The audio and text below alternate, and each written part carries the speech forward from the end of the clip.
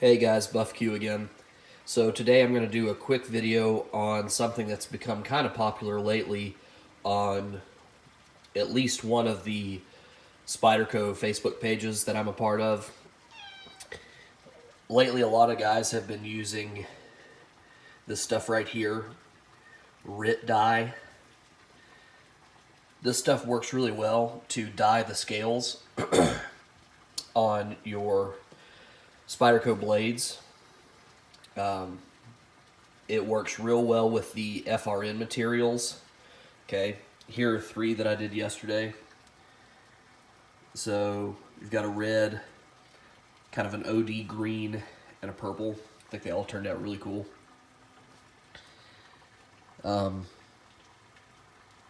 Like I said, it's kind of popular right now. A lot of guys are trying this stuff out, seeing what they like. It works with the FRN. It also works with G10. The deal is it will only work if the scales that you're going to dye are a lighter color than the color you want to dye them. I think that's kind of obvious, but worth mentioning. So it's a simple process. Basically, you need your dye, whatever color you want. Today I'm doing another dark green. Okay, again, that's what I used on that middle Endura yesterday. This was originally the light gray, this was orange, and this was blue. Just the standard colors that Spyderco gives you. So that's what they look like now. So all you need is your dye, couple of plastic cups. I use plastic cups, just something that, isn't going to stain, or if it does stain, you don't really care. You don't want to ruin any of your nice, glasses or bowls or anything like that. So you've got your dye, you need a pot of boiling water, and the only construction or maintenance, whatever that I do on the blades, is I remove the pocket clip. So today I'm going to try this Benchmade mini grip. All I did was I took the pocket clip off. Okay. Other than that, we're ready to get started here. So your second cup you want to fill with cold water. First one, you're going to leave it empty.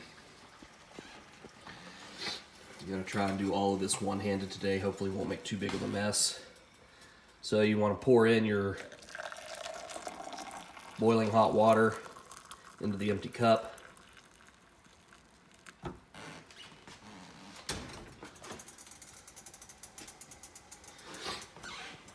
Okay, at this point, do about 2 tablespoons of dye. This may be a little tricky one-handed. Yeah, I'm gonna have to set you guys down for 1 second while I fill the spoon. But like I said, you're gonna use about 2 tablespoons. Oh, actually, I skipped something and I just realized it, and it's worth mentioning.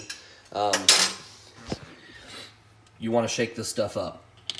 So before you open it up and pour it out, give it a good shake.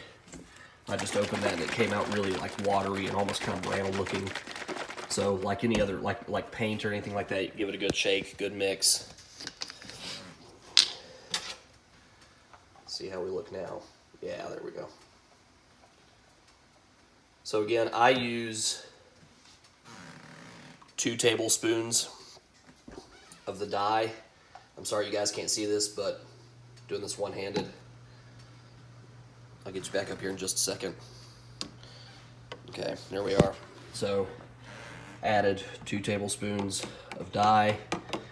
Give it a good mix.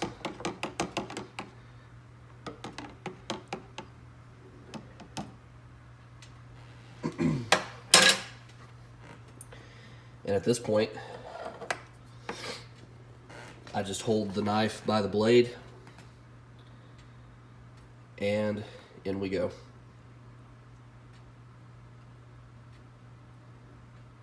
The reason I hold the knife and I don't let it just go to the bottom is just to make sure that the dye gets on the bottom of the knife. You could probably let it just rest on the bottom, but I just want to make sure that the dye covers the grips entirely, so I just hold it. I do this in about 30-second increments. about every 20 to 30 seconds or so. I pull it up, see what it looks like. So already you can see we've got a green shade going. That looks really cool. Let's go back down.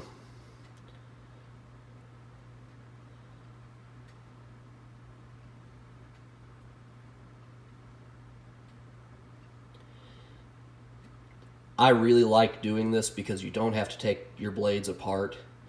I think if you had to disassemble everything, it would make this a lot more of a hassle, not nearly as fun to do. But the dye will not affect the steel. Okay, steel can't, it's not going to die. So, we're getting there. It's starting to look really cool. Let's keep going. So you don't have to take this stuff apart. When you do get it to the color that you want, after you take it out of the dye, you're going to put it in the cold water here and let it sit for just a couple of minutes, just to let everything cool and sit and rest. After you take it out of the cold water, you're going to want to rinse everything off really well, and then re-oil and re-lube your knife. That's starting to look really cool.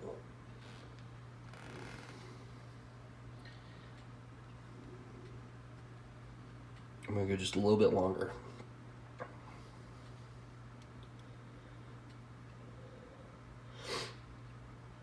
But like I've shown you here, this is a simple process. Again, I did all 3 of those last night. The reason that it looks so clean is because the dye will not adhere to anything other than the grips. So you don't have to worry about taping stuff off or doing anything like that.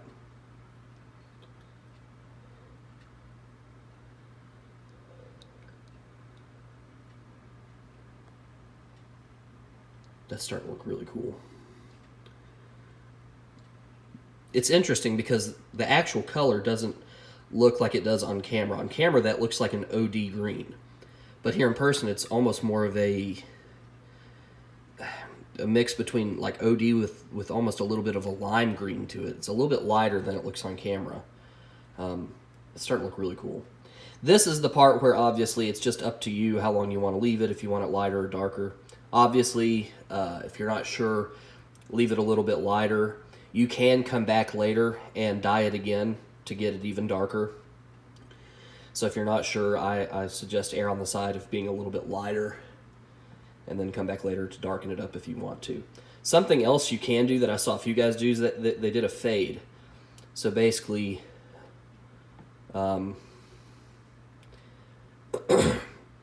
you do different parts. Man, that is starting to look really cool. You do different parts of the grip for different durations. So, you know, you start here and you slowly, very slowly dip it to let it basically be darker on one end and lighter on the other. I think those look cool too. It's not really my style, but I think they look neat. Mine, like I've showed you guys here, just standard solid colors. But it's kind of up to you guys what you want to do.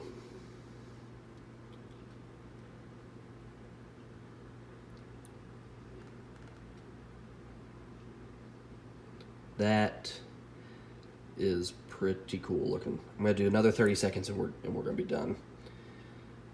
Probably not the most interesting video, but I know a lot of guys were curious, well, how does this process work? How involved in it, or how involved is it? Do I have to take everything apart? You know, do you have to add... It says on the bottle that there's all these things you need to add to do this, but again, this is made for doing clothing. I didn't add anything. I just used the dye. Just dye and water. Don't do vinegar, don't do any of that other stuff it mentions on the bottle, just straight. Man, that's cool. That is cool. All right. I'm happy with that color, so I'm going to go into the cold water. Kind of give it a stir, let everything kind of break free or settle. I'll let that sit there for just a minute. So yeah, on the thing of RIT dye, it's got, yeah, here on the back where it lists preparations, all the things you need to do. I basically ignored mostly all of this, because again, this is telling you how to use this if you're using it with fabric. So for me, I found that about 2 tablespoons worth of dye in a cup about this size does the trick. I'd say we're about ready to come out of the cold water. Yeah. So, turn the sink on here, in some cold water.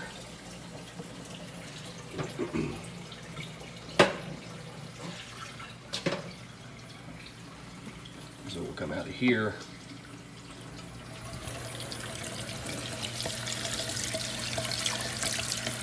Rinse this guy off.